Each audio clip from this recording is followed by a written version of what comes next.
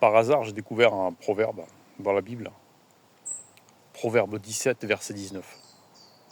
Qui aime la querelle, aime le péché.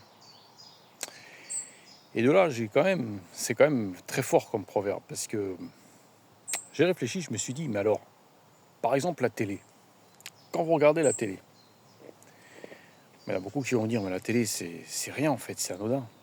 Mais en fait, autant la télé que une grande partie des vidéos, alors là, les vidéos, ça va dépendre, il y a des bonnes vidéos et des mauvaises vidéos sur YouTube, mais par exemple la mienne, je ne sais pas si c'est une bonne ou une mauvaise, mais en tout cas la télé, j'ai remarqué que la violence, la querelle, était au centre de la télévision.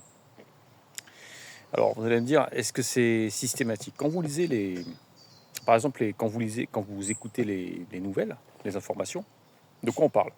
On parle des guerres, on parle de politique. Donc guerre, il y a querelle. Politique, il y a querelle. Euh, on parle aussi, à la fin, on parle des matchs de foot.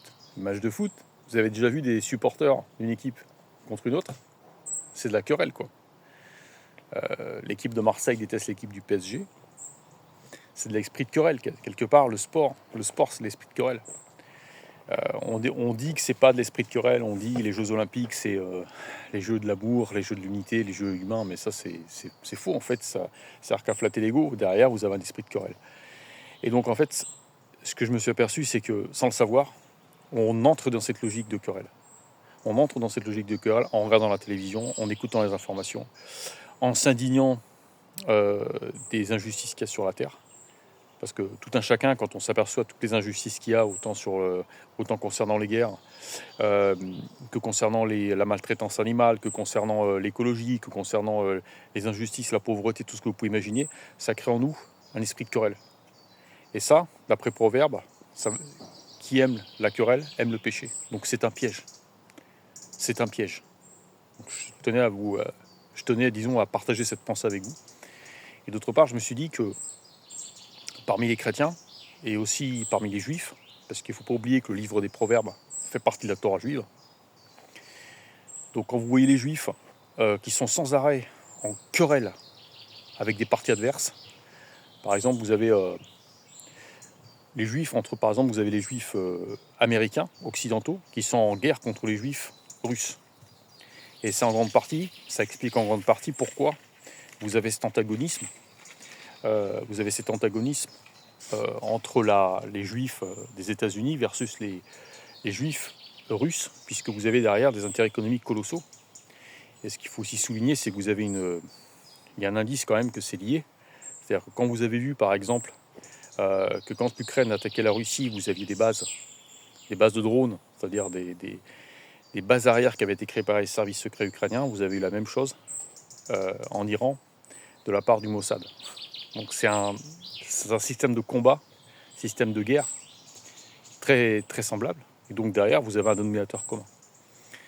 Mais ce que je veux dire par là, c'est que quand on est chrétien, il ne faut pas tomber dans ce piège-là, le piège de la querelle. Il ne faut pas se quereller avec les autres chrétiens. Il ne faut pas se quereller avec qui que ce soit en fait. Alors vous allez me dire, on vit dans un monde dangereux. C'est vrai. Il ne faut pas être dans un esprit de querelle. Ce qu'il faut, c'est vous préserver votre intégrité à vous. Il faut être capable de parer des coups. Il faut être capable de dissuader. Il y a une posture qui ne soit pas une posture de victime. Tenez-vous droit. Soyez sûr de vous. Ayez foi en Dieu. Si vous avez foi en Dieu, vous serez sûr de vous. Donc vous aurez moins de risques d'être victime.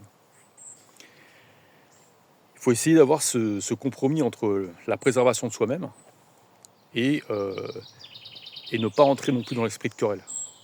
Et ça, c'est très très difficile. Même moi, j'y tombe tous les jours, on tombe tous les jours, on s'indigne, on s'énerve pour des bricoles contre des gens. Et ça, c'est un piège. On peut effectivement tomber involontairement, dans ces cas-là, c'est moins grave. C'est un péché, disons, c'est un péché comme un autre. C'est-à-dire, si c'est involontaire, c'est un péché comme un autre. Mais si c'est calculé, si c'est quelque chose qu'on a au fond de soi, qu'on cultive comme un système de vie, là, clairement, faudra pas, ça c'est pas recevable aux yeux de Dieu, ça. D'accord? Donc il faut, si on veut vraiment être disciple du Christ, si on veut vraiment faire la volonté de Dieu, il faut abandonner cet esprit de querelle. Donc en résumé, méfiez-vous quand vous avez des pasteurs, quand vous avez des des compagnons spirituels qui vous incitent à la querelle, ou quand vous vivez avec des gens qui vous incitent à la querelle, ou quand vous êtes avec des gens qui vous incitent à vous énerver et à vous battre et à être méchant et à perdre le contrôle de vous-même, il faut vous éloigner de ces personnes-là. En voiture, il faut éviter de s'énerver, mais moi, des fois je vous dirais que je m'énerve. Quelquefois, dans certaines situations, il y a des situations qui m'énervent. Mais il ne faut pas avoir ça au fond de soi en disant « je suis comme ça, je suis agressif ». Il faut essayer de cultiver la paix au fond de soi, d'être pacifique. Et surtout, éloignez-vous de la télé, méfiez-vous de la télé, méfiez-vous des médias. Tout ce que vous lisez dans les journaux, de près ou de loin, c'est de la querelle. Soit ça va être de la querelle, comme je vous ai expliqué, ou ça peut aussi être de la querelle parce qu'on jalouse. Même dans les réseaux sociaux, finalement, ça crée de la querelle parce que les gens jalousent, sont en compétition permanente. Vous voyez, puis même des fois, il y a du harcèlement aussi sur les réseaux sociaux. Donc tout ça, il faut vous méfier. Méfiez-vous de ces créations du monde. Ce sont des créations du monde. Ça ne vient pas de Dieu, tout ça. Et ça, c'est ce que j'ai compris maintenant. J'ai compris le dénominateur commun de toutes ces soi-disant inventions qu'il y a dans le monde. C'est que très souvent, ça nous fait tomber dans l'esprit de querelle. Voilà, je vous remercie, puis je vous dis, j'espère à bientôt. Voilà, bonne continuation à tous et à toutes. Merci. Au revoir.